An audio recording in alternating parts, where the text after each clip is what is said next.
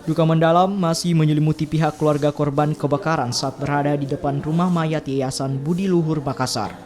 Seluruh korban disemayamkan di rumah duka setelah diatopsi di Rumah Sakit Bayangkara. Duka mendalam dirasakan oleh sejumlah keluarga yang datang melayat. Menurut rencana, sebelum dimakamkan hari Sabtu di pemakaman Bolangi, pihak keluarga akan menggelar doa. Ini di Bolangi Pak, besok jam 1 siang. Ya. Untuk hari ini prosesi apa yang dia lakukan? Hari ini sebentar malam jam 7 ada ibadah di sini Pak, untuk dari gereja IHS Pak.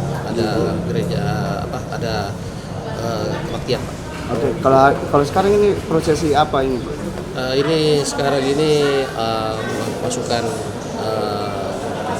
keluarga ini dimasukkan ke peti jenazah. Ini kelima korban rencana mau